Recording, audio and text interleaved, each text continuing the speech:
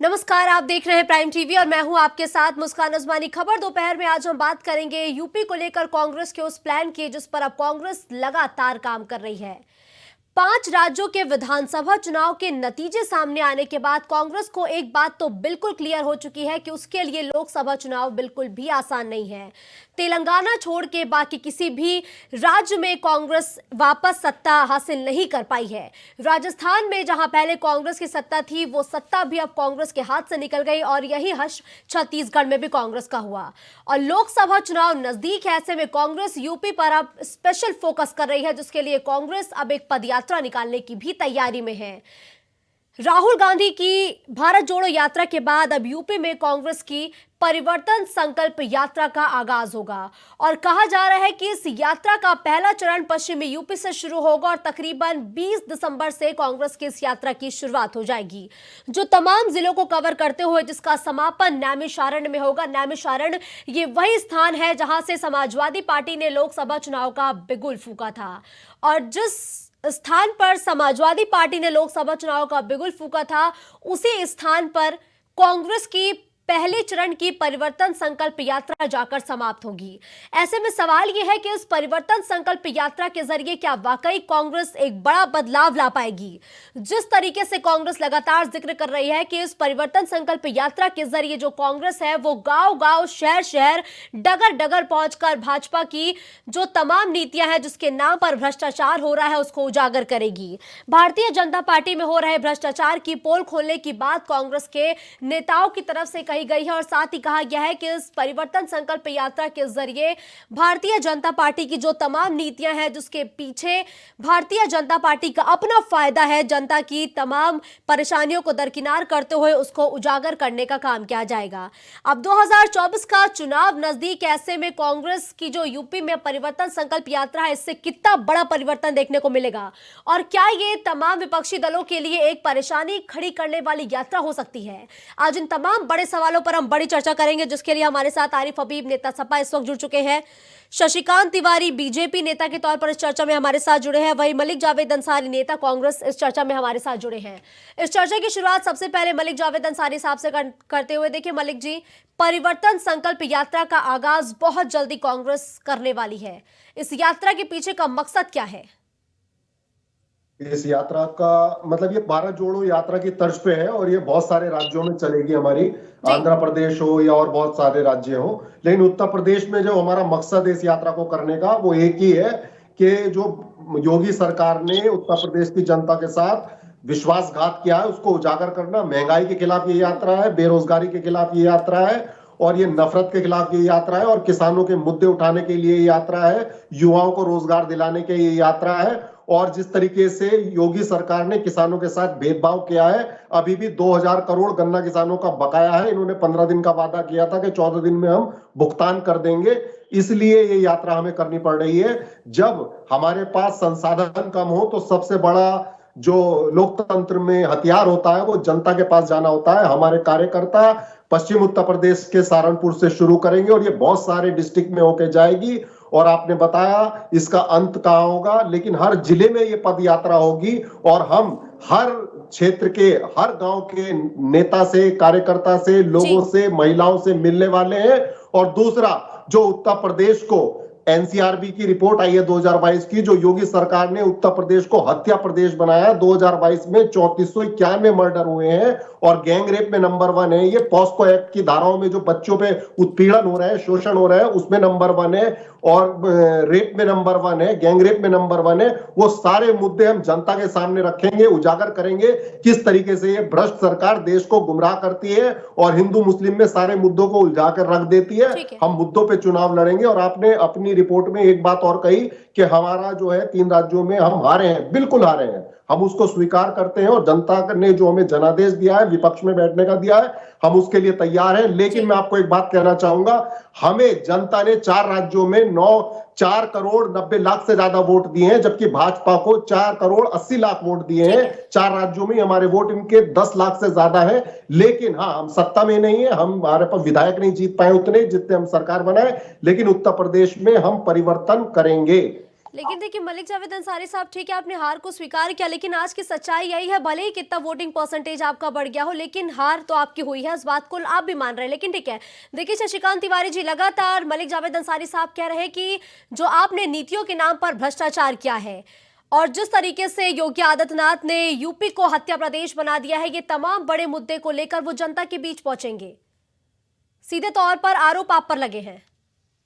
देखिए, जनता के बीच आप याद करिएगा कि जनता के बीच ये पहले भी राहुल गांधी देवरिया से दिल्ली तक पद यात्रा कर चुके हैं और देवरिया में जहां खाट लुट गई थी वहां से उन्होंने पद यात्रा किया था। उसमें जनता से कोई लेना देना नहीं था और ये लोग जो भी पद यात्रा करते हैं तो जनता से कोई लेना देना नहीं होता है। कांग्रेस के वही 4, 6, 10 लोग जानते हैं कि कहाँ से पद यात्रा जाएगी। हाँ, एक जरूर है कि हमारे देश में जब पद यात्रा निकलती है तो कौतूहल बस सब लोग देखने निकल पड़ते हैं, तो इनको लगता है कि अब हमारा वोट बैंक पक्का हो गया। तो ये देवरिया से दिल्ली पद यात्रा कर चुके हैं राहुल गांधी जी और भारत जोड़ो यात्रा उन्होंने किया और राजस्थान प्रदेश से गुजरे, मध्य प्रदेश और राजस्थान जोड़ नहीं पाए। अब किस बात की पद यात्रा करेंगे ये तो अब यही लोग बता पाएंगे।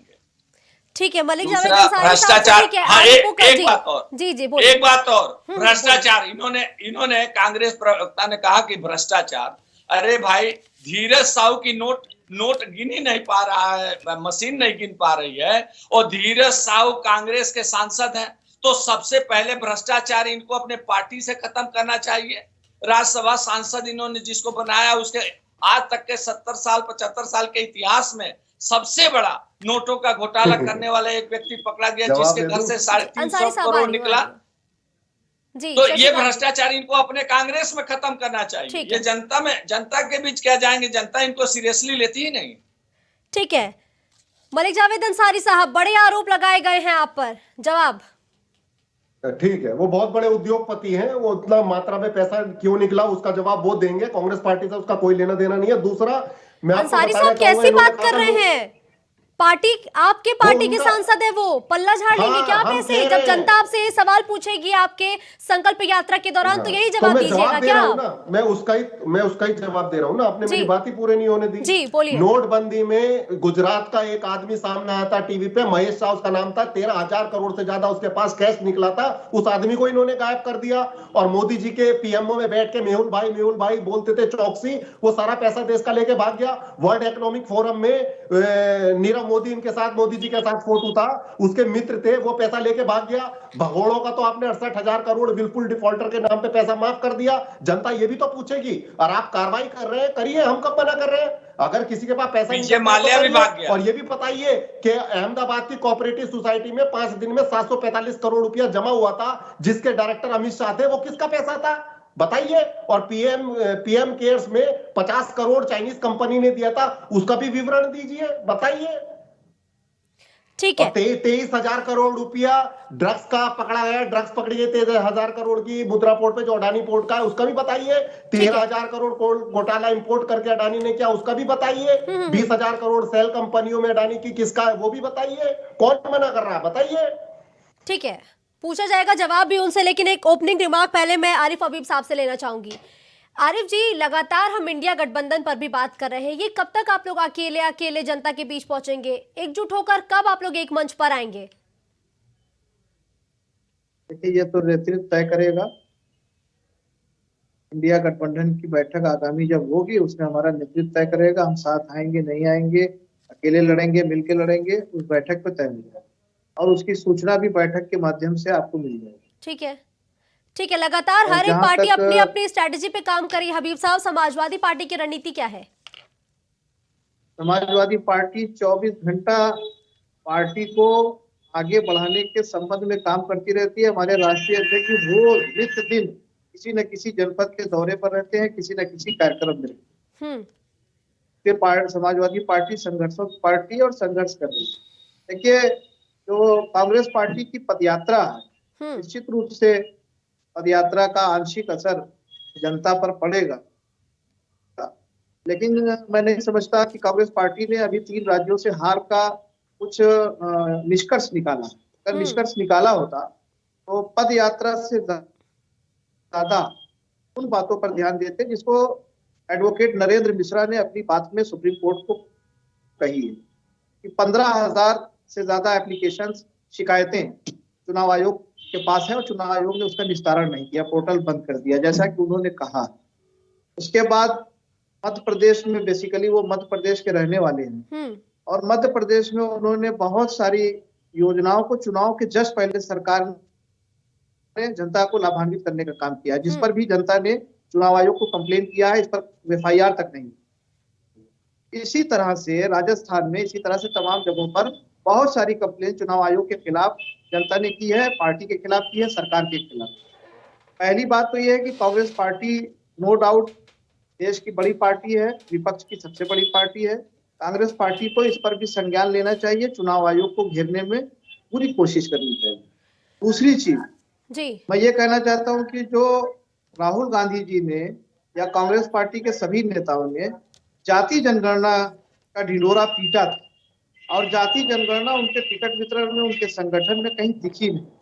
तो जाति जनगणना को वाकई में अगर आप लागू कराना चाहते हैं तो जिन प्रदेशों में आप हैं वहां पहले जाति जनगणना लागू करिए और आपके संगठन में, आपके कार्यप्रणाली में, आपके टिकट वितरण में, आप राज्यसभा में कितने लोगों को भेज रहे हैं जाति जनगणना के अनुसार, विधानसभा में कितने टिकट दे रहे हैं, महिलाओं का क्या कोटा होगा, ये सारी बातें कांग्रेस पार्टी को जब तक तय नहीं करनी पड़ेगी तब तक मुझे लगता है कि कांग्रेस पार्टी अपने मंसूबे में सफल नहीं हो पाएगी। ठीक है, मलिक जावेद अंसारी साहब, आदरणीय अखिलेश यादव जी जाति जनगणना के अनुसार संगठन भी बना रहे हैं, जाति जनगणना के अनुसार टिकट वितरण भी कर रहे हैं और जाति जनगणना की लगातार बात कर रहे हैं कि जाति जनगणना के अनुसार जिसकी जितनी हिस्सेदारी, जिसकी संख्या है उतनी उसकी हिस्सेदारी होगी।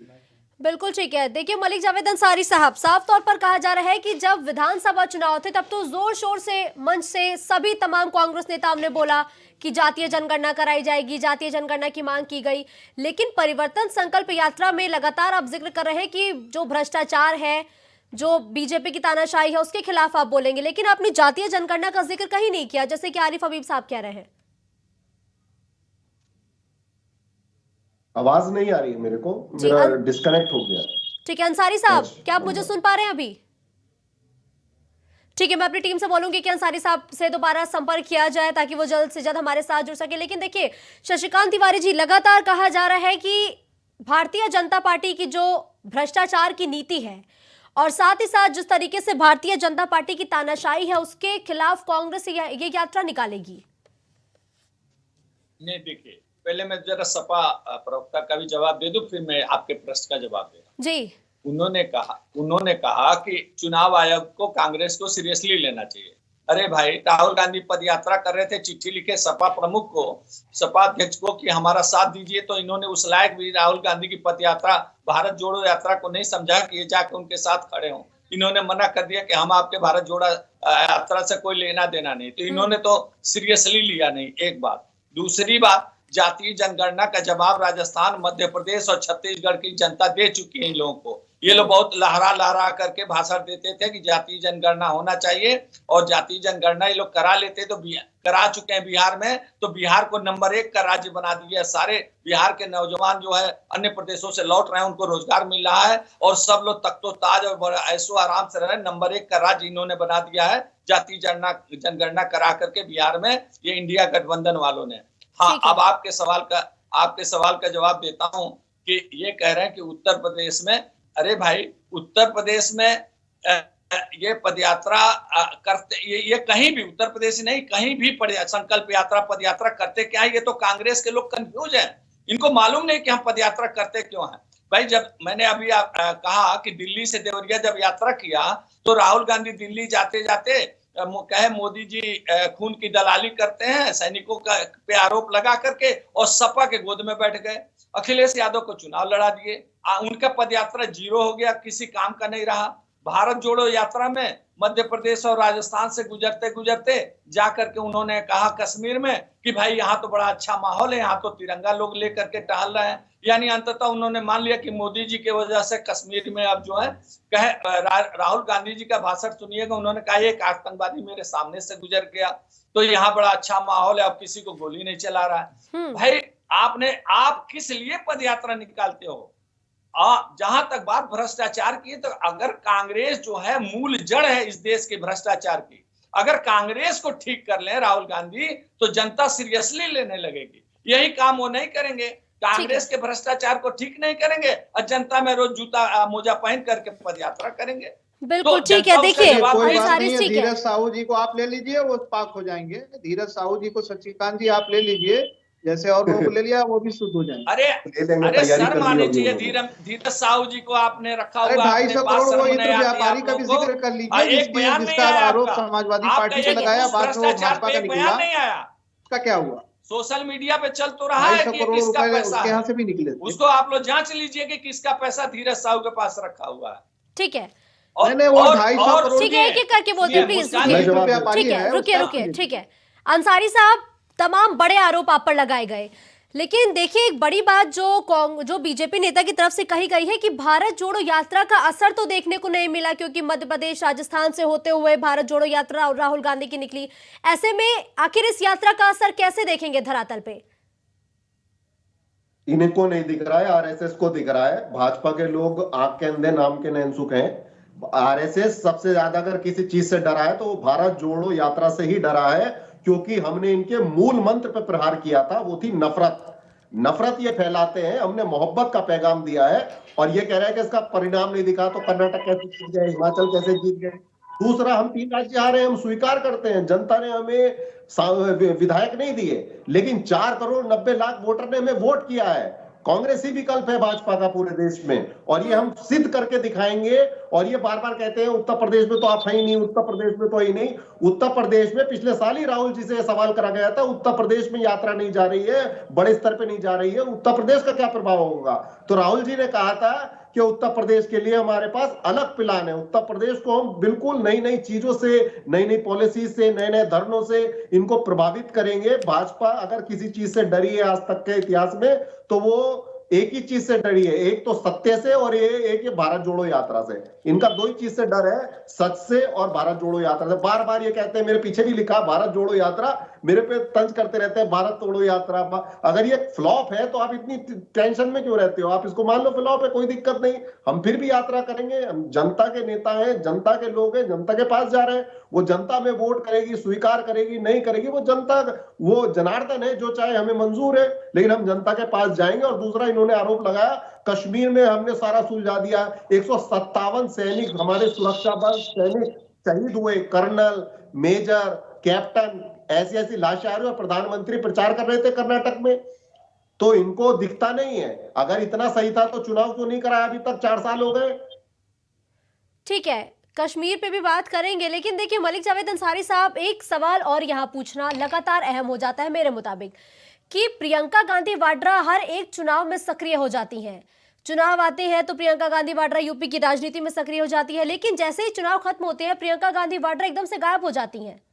ऐसा क्यों हो रहा है? देखिए, वो गायब नहीं होती, उनके ऊपर, वो राष्ट्रीय नेता है, उनके ऊपर पूरी जिम्मेदारी होती है। उन्होंने चुनाव प्रचार राजस्थान में भी किया, छत्तीसगढ़ में भी किया, तेलंगाना में भी किया, मिजोरम में भी किया, तो वो राष्ट्रीय नेता है। और यहाँ पे उत्तर प्रदेश की वो प्रभारी है, महासचिव है, हम उसको मानते हैं, लेकिन उनके पास राष्ट्रीय तो स्तर क्या की बहुत यूपी को बड़ी दरकिनार जिम्मेदारी कर देंगी है। प्रियंका गांधी वाड्रा बाकी राज्यों में? यूपी के अगर वो प्रभारी है तो बाकी राज्यों के चक्कर में, चुनाव के चक्कर में वो यूपी को दरकिनार कर देंगी? बिल्कुल नहीं करेंगी। यात्रा में आ रहे हैं ना, राहुल जी भी आएंगे, खड़गे जी भी आएंगे, सोनिया जी भी आएंगी, प्रियंका जी भी आएंगे, एक एक नेता, एक एक कार्यकर्ता उत्तर प्रदेश में आएगा। आप ही लोग कहते हो कि उत्तर प्रदेश अगर जीत लिया तो दिल्ली जीत ली, तो हमारा पूरा फोकस उत्तर प्रदेश पे है। हम 80 की 80 सीटों पे तैयारी कर रहे हैं और समाजवादी पार्टी भी 80 सीटों पे तैयारी कर रहे हैं। गठबंधन में 19 तारीख को हमारी मीटिंग है इंडिया गठबंधन की, वहां पे कोऑर्डिनेशन कमेटी बनी हुई है, वो डिसाइड करेगी कौन कितने पे लड़ेगा। लेकिन हम लोग तैयारी मिलकर ही कर रहे हैं, सब अपनी अपनी जगह पूरी मजबूत तरीके से लड़ेंगे, तभी इस झूठी भाजपा को, भ्रष्टाचारी भाजपा को हरा पाएंगे। ठीक है, शशिकांत तिवारी जी, लगातार मलिक जावेद अंसारी साहब ये कहते हुए नजर आ रहे हैं कि जो भाजपा है वो सत्य से डरती है और दूसरी कांग्रेस की यात्राओं से डरती है। डर है क्या? नहीं नहीं, खूब यात्रा करें भाई, ये लोकतांत्रिक देश है, और यात्रा करें, खूब करें। अब तो इन लोगों को चिंता एक सीट बचाने की है कि रायबरेली की सीट कैसे बचेगी, ये पदयात्रा उस बात के लिए है। और करें, खूब करना चाहिए भाई। पिछले 3 दशक से तो ये चौथे नंबर की पार्टी है, तो चौथे से तीसरा आज तक तो हो नहीं पाए, 30 साल हो गए। तो होना चाहिए लोकतंत्र में, इनको भी ऊपर आना चाहिए, चौथे से तीसरा बन जाए। तो मेहनत करना चाहिए, लोगों के साथ सच्चाई बयान करना चाहिए। इनको भी भ्रष्टाचार के खिलाफ बात करनी चाहिए। देश प्रेम की बात करना है, देशद्रोह की बात नहीं करना चाहिए। इंडिया तेरे टुकड़े होंगे, भारत तेरे टुकड़े होंगे, इंशाअल्लाह में ये इनको कोई आप ही लोग बोलते ये हो, जाके ये आप खड़े ही हो झूठ जाते फैलाते हैं। हो। चार्जशीट तो अभी कह फाइल रहे नहीं हैं की आप भारत लोगों माता ने, की जय नहीं जिन बोलना पे चाहिए। आरोप लगा उसकी भारत चार्जशीट माता तो दिल्ली कौन है? पुलिस ने फाइल भारत नहीं माता करी। की जय ये क्यों तो केवल बोलते आप हैं झूठ लोग? बोलते हो। तो हमारी इन लड़ाई सब इसी बात की है, जातीय सच जनगणना और झूठ की करा के लड़ाई है रहेंगे। हमारी। कितने हम सच 93 बोलते में हैं, से आप झूठ बोलते 93 हो। में से 3 ही ओबीसी हैं। सबका चार्जशीट जवाब, फाइल कर दो, सबका अगर जवाब किसी ने कहा है। जनता चार्जशीट ने तो फाइल दिया नहीं है, करती 3 दिल्ली राज्यों में पुलिस, दिया है। जिसने कहा अभी कि ये भारत गुजरात तेरे की टुकड़े बात कर होंगे रहे तो थे। आप लोग फैलाते हो। गुजरात की जनता ने और अभी मणिपुर कैसे चला है, कुछ दिन पहले आपने चुनाव पता था लग तो रहा है कैसे गुजरात की टुकड़े करे। जनता ने भी लोग भाई से जवाब दे भाई को दिया। लड़ाते हो। हर जनता सबसे बड़ी ठीक है। अदालत है। जनता असली जवाब जनता देती है। जनता इनको जवाब दे चुकी है। इन लोगों को खुद मंथन करना चाहिए, पदयात्रा अरे भी फिर आ करना रही है चाहिए जनता का और बारी, फिर आत्ममंथन भी जनता करना जवाब चाहिए। देगी। और आपने वादा किया राजस्थान जहां में तक ये अभी 400 कश्मीर की साढ़े बात कर 400 का रहे थे, सिलेंडर देने का, आज मुख्यमंत्री सुप्रीम तो चुन कोर्ट नहीं ने पा कह रहे हो दिया आप। कि जो भी जनता तो निर्णय कह रही ठीक भारत है है, एक एक सरकार, मुख्यमंत्री को करके। भाजपा बनाइए, सरकार की केंद्र लेकिन मोदी सरकार चाह ने रहे हैं दिया, कि किसी और को वो बनाए। अंसारी साहब एक सही मिनट लिया। आप प्लीज। मुख्यमंत्री अंसारी तो साहब चुन एक लो। एक करके ये बोलते, बार रुकिए बार रुकिए। आप पर भी, आपसे भी जी जवाब लूंगी, लेकिन पहले बीजेपी नेता को अपनी बात पूरी करने दीजिए। बोलिए। देखिए देखिए, कश्मीर पे 157 का ही रो रहे हैं और इन्होंने लाखों लाखों कश्मीरी पंडितों को मरवा दिया। तब एक बार रोना नहीं रही है। कांग्रेस पार्टी ने एक बार नहीं कहा अरे कि लाखों शशिकांत तिवारी कश्मीरी जी, मारे क्यों गए। अभी कश्मीर पे 1990 में जाते हैं? आपकी यूपी पे सरकार रहते थी, हैं ना, आपके यूपी पे समर्थन से बात हो सरकार रही थी, है। जब पलायन यूपी हुआ था। यूपी जी अभी प्लीज। पलायन हो रहा था, तब जी, भी अब मैं आपकी यूपी सरकार पे थी। आता हूँ। ये लोग केवल एक सीट बचाने 1990 के में लिए आपकी पदयात्रा सरकार ने करने जा रहे समर्थन दिया था। हैं। इसके अलावा इनकी और आपकी कोई सरकार कवायद ने नहीं वीपी है। सिंह की ये सरकार खुद को जानते हैं समर्थन कि दिया था उत्तर जब प्रदेश की पलायन हुआ था, जनता और अब पलायन हुआ पिछले सबसे 3 ज्यादा। अब दशक भी से आपकी इनको सरकार है। सीरियसली नहीं हमने तो लेती है। अब 3000 केवल एक सीट ये पंडितों बचा को ले नौकरी दी रायबरेली थी। की, आप वो इसीलिए तो संकल्प यात्रा करने मती जा वैली रहे हैं। छोड़ के ठीक है। जम्मू में अरे लोकतंत्र में रुकिए पदयात्रा अंसारी करना साहब, चाहिए। अंसारी साहब रुकिए। एक एक करके बोलते हैं ना, आपके बारे में भी उन्होंने सुना ना, तो वो बोल रहे हैं, आप भी सुनिए आराम से। जवाब लूंगी आपका। झूठ बोल रहे हैं ना, ये झूठ बोलते हैं तो फिर मुझसे रुका नहीं जाता। झूठ ना बोले। ठीक है, ठीक है, आपसे भी आरोपों पर जवाब लूंगी, लेकिन देखिए आरिफ हबीब जी, इस पे आपकी प्रतिक्रिया चाहूंगी कि लगातार आरोप प्रत्यारोप का जो दौर जारी है। देखिए भारतीय जनता पार्टी के साथी जो है हमारे, वो अपनी सरकार में किए हुए कामों की उसकी उपलब्धियां नहीं बताना चाहते हैं। ऐसे मुद्दों में उलझा देते हैं कि आप उनसे सवाल करना भूल जाइए। आप बताओ यूपी में अस्पतालों का क्या हाल है, शिक्षण संस्थानों के क्या हाल है, नौकरी कहाँ आपने दी है, 69,000 भर्ती, शिक्षक भर्ती का क्या हुआ, उसके बाद व्यापार की क्या स्थिति है, कितने लाख करोड़ का एमओयू साइन हुआ, ग्लोबल समिट कितना बड़ा हुआ, वो धरती पर कहाँ है, कितने इंडस्ट्री खोले गए, कितने लोगों ने यहाँ पे रोजगार ला करके दिए, इस पर बात नहीं करना चाहते। 5 साल की सरकार चली गई और 2 साल और आने वाले हैं, 7 साल हो गया। अभी तक यूपी में अगर आप कहीं निगाह दौड़ाएंगे किसी कोने में तो अखिलेश यादव जी के किए हुए काम नजर आएंगे। अगर आप सड़कों पर चलेंगे तो एक्सप्रेसवे नजर आएंगे, अगर आप बिल्डिंग देखेंगे तो पुलिस का मुख्यालय दिखेगा, आलमबाग का बस अड्डा दिखेगा, अगर आप खेल के मैदान में जाएंगे तो इकाना स्टेडियम दिखेगा। जितने भी काम हैं आज भी 7 साल बाद अखिलेश यादव जी के किए हुए काम धरती पर दिख रहे हैं। आदरणीय योगी जी का कोई काम ऐसा बताइए जो अखिलेश यादव जी के कामों की तरह दिख रहा हो। अगर कोई एक काम हो तो आप बता दीजिए। जो व्यवस्थाएं अखिलेश यादव जी ने छोड़ी थी योगी जी के समय में, उन व्यवस्था उनका क्या हाल है, 112 का क्या हाल है, 108 का क्या हाल है, अस्पतालों का क्या हाल है। आप बताओ, रेडियोलॉजिस्ट नहीं है, डॉक्टर्स नहीं बैठ रहे हैं, उनकी नियुक्तियां नहीं हो रही हैं, प्राइवेट सेक्टर की तरफ लोग भाग रहे हैं। मैं एक दिन अपने जिला अस्पताल में गया, वहां मैं सीएमएस से मिला, मैंने कहा यहाँ लोग अल्ट्रासाउंड के लिए टहल रहे हैं और आपके अल्ट्रासाउंड सेक्शन में ताला लगा हुआ है। बोले क्या करें, नियुक्ति ही नहीं हो रही है, एक रेडियोलॉजिस्ट ने कितना काम करेगा। तो आप बताओ, जो व्यवस्था है जनता की, ये अलग बात है कि आप चुनाव जीत रहे हैं, वो किस तरह से जीत रहे हैं वो भी होशमंद लोग जानते हैं। 11 आरिफ हबीब लाख जी वोट किस तरीके कांग्रेस से को। जीत रहा है? क्योंकि मेरी जानकारी के ये मुताबिक तो जनता अपने मत का सुनिए इस्तेमाल सुनिए, करती है। वो नरेंद्र मिश्रा जी ने ब्रीफ किया है, उनकी आप सुन लीजिएगा, सोशल मीडिया पे उनकी बाइट है, नरेंद्र मिश्रा जी ने बाइट ब्रीफ किया है। मैं उनके उनके उनकी बातों से सहमत हूँ। अच्छा आप सुन लें, आप बताइए कि इन सब चीजों पे बात करना क्यों नहीं चाहते। अभी हमारे रेलवे मिनिस्टर बहुत पढ़े लिखे हैं, उन्होंने कहा कि 2 करोड़ लेकिन देखिए रोजगार आरिफ का हबीब साहब, हमारा वादा अगर पूरा हो। बीजेपी इन मुद्दों पर बात नहीं करना चाहती है, तो आप तो मुख्य विपक्षी पार्टी है यूपी की, आप इन मुद्दों को लेकर जनता के बीच पहुंची, कौन रोक रहा है? आप भी तो जा रहे जातीय हैं, तो जनगणना आपके के मुद्दे माध्यम से पर भी कह अटके रहे हैं। हैं। हम भी तो आपके माध्यम से इन बातों को कह रहे हैं, इन्हीं बातों को तो मैं कह रहा हूँ कि इस पर जवाब चाहिए। और मैं जनता के बीच में भी जा रहा हूँ, यही बातें कहता हूँ कि आपको क्या मिल रहा है। आरक्षण की पूरी व्यवस्था नहीं मिल पा रही है ओबीसी समाज को, दलित समाज को। आप बताओ, आप कहाँ नौकरी दे रहे हैं? कितने लोग, कितने ओबीसी को नौकरी दिया? कोई रिकॉर्ड है आपके पास? कितने दलित को दिया, कितने मुस्लिम्स को दिया, कितने लोगों को ऐसे जो शैक्षणिक और सामाजिक आर्थिक स्तर पर पिछड़े हैं, ठीक है। परेशान है, उनको कितना फायदा पहुंचाया आपने? आपके पास कोई आंकड़े हैं? आपके पास कोई आंकड़े नहीं है। हाँ, एनसीआरबी का डाटा आ गया है उत्तर प्रदेश सरकार की, एनसीआरबी का डाटा आ गया है। अभी हमारे मलिक जावेद साहब कह रहे थे। तो शशिकांत तिवारी जी, आप हवा में बात कर रहे हैं। 11 लाख लोगों ने ज्यादा वोट किया है 5 विधानसभा में आपसे ज्यादा। आप खतरे की घंटी है, आप पहचानिए। जनता आपके समर्थन में नहीं है। आप किस तरह से चुनाव जीत रहे हो आप जन, लेकिन जनता तो आपके समर्थन में नहीं है। जनता को आज भी रोजगार चाहिए, जनता को आज भी अस्पतालों में सुविधाएं चाहिए, सस्ता इलाज चाहिए, सस्ती शिक्षा चाहिए, सस्ता राशन चाहिए। आप बताओ, आप इस तरह से कैसे कर सकते हो किसी के साथ? ठीक है शशिकांत तिवारी जी, आरोपों पर जवाब, फिर सीधा मैं जावेद अंसारी साहब का रुख करूंगी। जी देखिए, ये बड़े बड़े मासूमियत से समाजवादी पार्टी के प्रवक्ता बता रहे हैं कि आरक्षण का ध्यान नहीं लिए। उस दिन ये कहाँ थे जब एक ही जात बिरादरी के लोग उत्तर प्रदेश लोक सेवा आयोग में भर लिया करते थे, ये उच्च शिक्षा आयोग में भर लिया करते थे। अनिल यादव उसके चेयरमैन आज भी जेल में है। उस समय इनको ध्यान क्यों नहीं आया सारे आरक्षण का कि और लोगों का क्या होगा? एक ही जात का किसी एक चैनल ने उस खबर को भ्रामक, तब इनको ध्यान नहीं आया कि और भी जात अभी आपके मुख्यमंत्री जी ने बोला था कि 86 में थे 56, तब ये कहाँ इनका ध्यान चला गया था? 56 में थे 86 मुलायम शासन काल में 86 एसडीएम हो गए थे, लेकिन ये भ्रामक खबरें थी मेरे मित्र। आप फिर से रिकॉर्ड देखिए, उनको आजीवन कारावास हुआ जेल में है। एसडीएम नहीं हुए थे, उस दौर से सालों में कह रहे कुल मिला के 7 हुए थे, 14, 15, भैया योगी जी ने सबसे पहला काम किया कि आपके जमाने के जितने भ्रष्टाचार थे, भ्रष्टाचारियों को, भूमाफियाओं को, गुंडों को, जितने गुंडे थे, भूमाफिया थे, सबको या तो प्रदेश से बाहर भाग गए, आप बहकाने लगे। आप बताओ अस्पतालों की क्या मैदान छोड़ करके भाग गए। तो आपके हाथ में है, 7 सालों में हमारी बहनें 12 बजे रात तक, 1 बजे रात तक आप तो कहते हो कि उत्तर प्रदेश देखिए शशिकांत तिवारी जी, यूपी की कानून व्यवस्था की जो तस्वीरें हैं वो छिपी किसी से नहीं है कि पुलिस की अभिरक्षा में मौत हो जाती है और वाकई अभी यूपी में महिलाएं सुरक्षित नहीं है।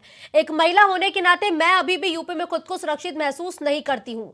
लगातार ऐसी खबरों से मुझे भी रूबरू होना पड़ता है। ऐसी खबरें आती हैं, खैर ये अलग की चीज है कि आप नहीं मानेंगे क्योंकि आप अभी भी कागजों पर ये दावे करेंगे कि यूपी में महिलाएं सुरक्षित है, लेकिन ऐसा अभी धरातल पर सच नहीं है। अंसारी साहब, आप लगातार एक बात का जिक्र कर रहे हैं, भ्रष्टाचार भ्रष्टाचार भ्रष्टाचार। किस भ्रष्टाचार की बात कर रहे हैं आप?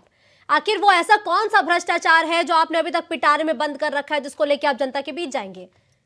वो बड़ा भ्रष्टाचार कौन सा है बीजेपी का? जी, उत्तर प्रदेश का पिटारे में हमने बंद कर रखा है, लेकिन मोदी का पिटारा मैं खोल देता हूं। 14 लाख करोड़ का इन्होंने उद्योगपतियों का कर्जा माफ किया है।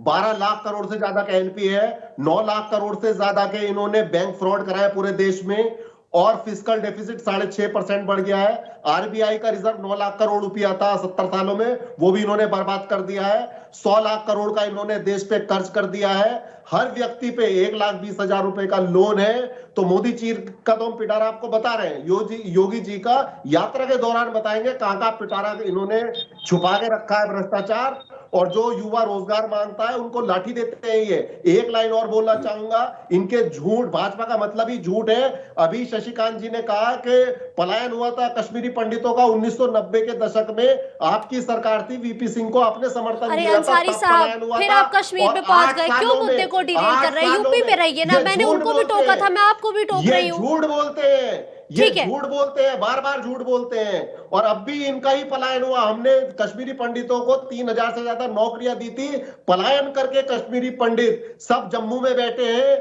लेकिन मीडिया उस पर चर्चा नहीं करती है। इनका झूठ, बार बार झूठ बोलना। तो अंसारी साहब, मीडिया हर मुद्दे पर चर्चा करती है, लेकिन जब मुद्दा ही और अब आप दूसरे मुद्दे को लाएंगे तो चर्चा नहीं हो पाएगी ना। एनसीआरबी पे कोई डिबेट नहीं हुई उत्तर प्रदेश की। एनसीआरबी का डाटा में हर क्राइम में यूपी नंबर 1 है। कोई डिबेट दिखा दो पूरे देश की, मैं आपको नहीं कह रहा हूं, पूरे राष्ट्रीय गोदी मीडिया चैनल है, जितने सरकारी बंधु है, एक डिबेट दिखा दो। अरे अंसारी साहब, क्यों मीडिया पे जाते हैं? जब सवाल आपसे पूछा जाता है तो आप मीडिया पर सवाल निशान खड़े करते, कब तक कैसे चलेगा? चुनाव हारने पर आप चुनाव आयोग ईवीएम पे ठीकरा फोड़ते हैं, फिर आप मजबूत रहेगा। नहीं नहीं, देखिए अंसारी साहब, ये बहुत गलत तरीका है कि आप हर एक चीज पे, हर एक मुद्दे पर मीडिया पर सवाल निशान खड़े नहीं कर सकते हैं। लेकिन देखिए शशिकांत तिवारी जी, वो कह रहे हैं कि उद्योगपतियों का कर्ज माफ किया है आपने। हम सबसे बड़ा मुद्दा यही है जिसको लेके हम जनता के बीच जाएंगे कि जनता परेशान है, लोग कर्ज के तले डूबे हैं, किसान आत्महत्या कर रहे हैं, लेकिन उसके बावजूद भी मोदी सरकार ने उद्योगपतियों के आखिर कर्ज को माफ क्यों किया, कैसे कर दिया? 10,000 किसानों ने आत्महत्या की है साल में। बैंक की अपनी पॉलिसी होती है और बैंक अपने तरीके से काम करता है। इस देश में बैंक स्वतंत्र है काम करने के लिए। एक बात मुस्कान जी, लेकिन लुटवा आज तो आज आपने का ना अमर बैंकों उजाला को। उठा करके पढ़ ले ये कांग्रेस प्रवक्ता किस प्रकार से मनमोहन सिंह जी और चिदम्बरम की चिट्ठी को लेकर के विजय माल्या के केस में उनको नोटिस होने जा रहा है। ये लोग कोर्ट में अरे हाजिर आपके किए जाएंगे। वकील थे, अरुण जेटली ने भगाया था। कांग्रेस का तरीका है। सारे प्रधानमंत्री विजय वकील माल्या को आपके पैसा लोग थे, दिलाने सुषमा स्वराज की में, बेटी लोन थी, दिलाने अरुण में जेटली थे, दबाव सब दिया वकील और कोर्ट कह भगवानों रहा के। है कि भाई बैंक के गवर्नर के ऊपर, बैंक का जो चेयरमैन है उसके ऊपर वित्त मंत्री और प्रधानमंत्री है, इसलिए इसके अरे जिम्मेदार प्रधानमंत्री वित्त जी मंत्री लोन और दिला रहे हैं प्रधानमंत्री है, सबको, जिसमें फोन कर मनमोहन करके सिंह और जी भगा रहे देश और में सब लोग, चिदम्बरम आप का लोग नाम आ रहा। मिलके। तो ठीक है। ये भारतीय जनता पार्टी सरकार का काम करने का तरीका नहीं है।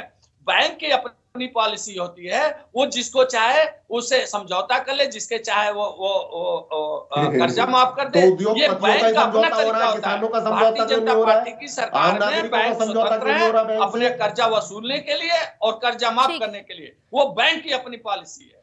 बिल्कुल ठीक है। आरिफ हबीब साहब, एक क्लोजिंग रिमार्क आपसे चाहूंगी, फिर उसके बाद बस समय ज्यादा नहीं है मेरे पास।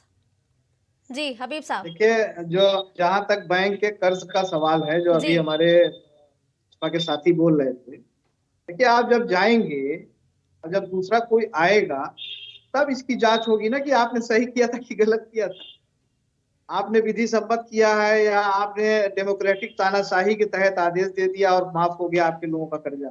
भाई देखिए, जितने लोग भागे हैं यहाँ से आपकी सरकार में और जो विदेशों में जाकर के हजारों करोड़ रुपया लेकर के देश का रह रहे हैं, उनको लाने की बात तो आप कर नहीं रहे हैं।